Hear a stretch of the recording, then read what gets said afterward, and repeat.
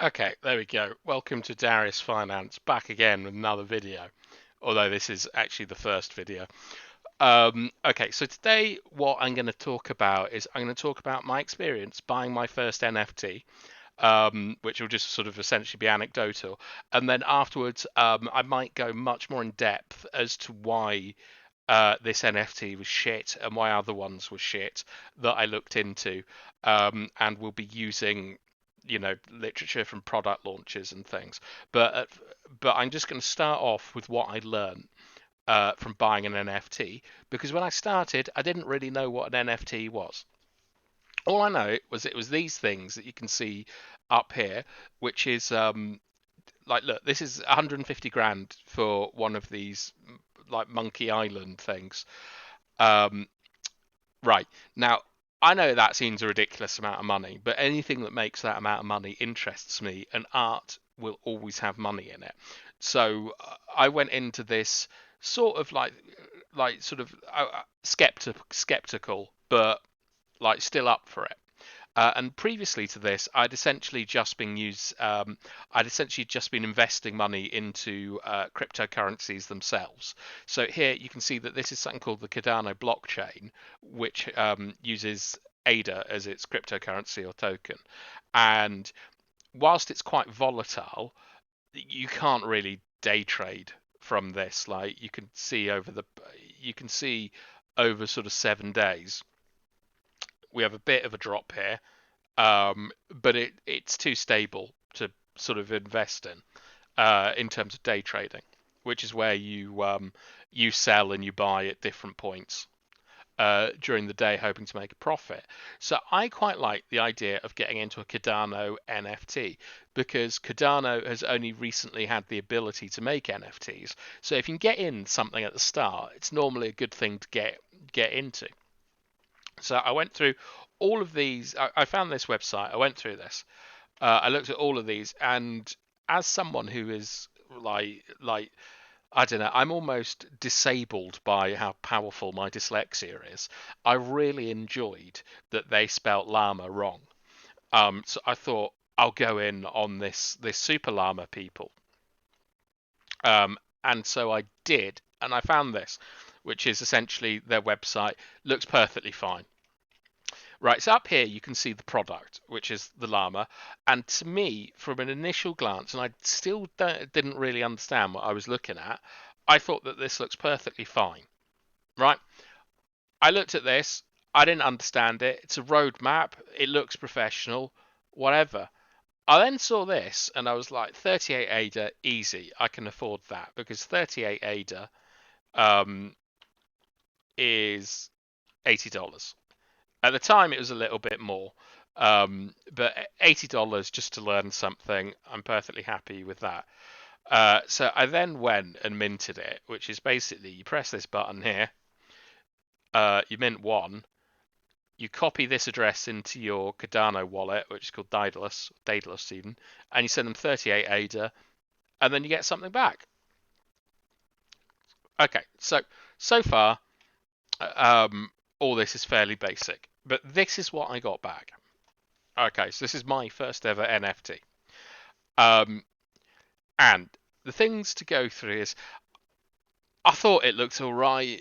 It looks, it sort of, it looks like an NFT. Do you know what I mean? Like it's recognizable as one of these profile pictures that you see all over Twitter these days. It sort of it fits in to what I thought it would be.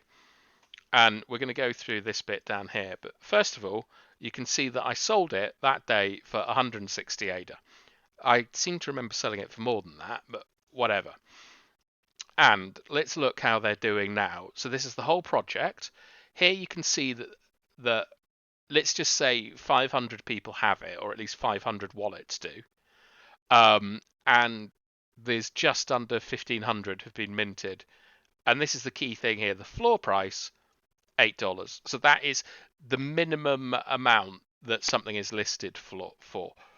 And the highest sale is 380. You got some graphs here where you can see that the average price was about 50 the day it launched, which is in profit, and now the average price is 9. So this is a fire sale. This has failed. And then the floor price, like you can see that originally the floor price is 15 or 20, which we'll come back to at some point and explain why. And then because this is Cardano and not OpenSea on Ethereum, you can't really see who's bought what. But you can see, once again, my llama went for 160. Okay, so what did I learn from this? Well, I learned a couple of things. First thing is that in their Discord, and I think I have a photo of it here. Okay, this is from a different Discord, but it was populated with this kind of crap, which is you will get one NFT and 150 ADA, so about $300, if you win a competition to invite loads and loads of people in. This meant that Discord is just massive spam, right? And more importantly, because from what I can gather, that there are sort of groups of people going around, like if I invite you to my Discord, I invite you to this Discord, like etc. It overinflates demand or perceived demand, and this is very important because there's 1.5k total assets, and if we go back to their roadmap, they were hoping to mint 10k. That hasn't happened. In fact, you can see that they've burned 2,000 here. Like they've only sold 1452, right? So I'm also, as well as being dyslexic, I'm also terrible at mathematics. So 1452 times the price was 38.5 ADA. So that's how much ADA they've made. That's how many dollars that they might have made from this, which is that's obviously not including any costs that they incur, but 100 grand. And I did the maths earlier, and they were expecting to make 770 grand, right? So this project has absolutely tanked, and learned quite a few things from it. I'm going to go into why it tanked in my next video, but it's not necessarily one you might want to watch because I'm going to talk in depth about product launches, and I'm trying to keep these videos short.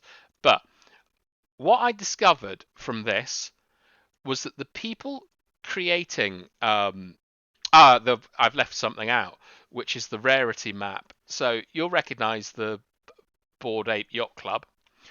This is the one that's all over Twitter. These go for hundreds of thousands of dollars. Here you can see what's called like a rarity chart or a rarity rank, and this is the most rare one, which means that it's the most valuable at this time. And you can see all these different things here, like the hat, all this stuff. Basically, all the different elements that make it up. Because if you go back to my llama, who've lost. I was thinking about lying and saying I might edit this out because I'm quite clearly not going to. Well, we'll just go to any llama. Let's go to the most expensive one. Here, you can see that there are 4 things that differentiate it. So these are all, I might get this wrong, but these are all sort of procedurally generated in the mint. And some of them are more rare than others. It's a bit like Destiny, where you have common, uncommon, rare, legendary. I assume that all these are legendary. And the reason I say I assume is because these people didn't produce a rarity chart, which meant that when the product launched, and we can go to the start of it,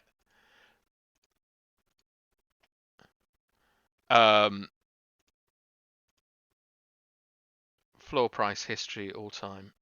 We need, okay, we'll go daily. You can see that the second that this project launched, people started listing for $20. Sorry, for 20 ADA, which is an 18.5% loss on what they invested. And the reason why is that no one knew the value of it because they hadn't launched their rarity chart, right? Absolute beginner mistake. And then all this roadmap here, you see, and I'll go more into it.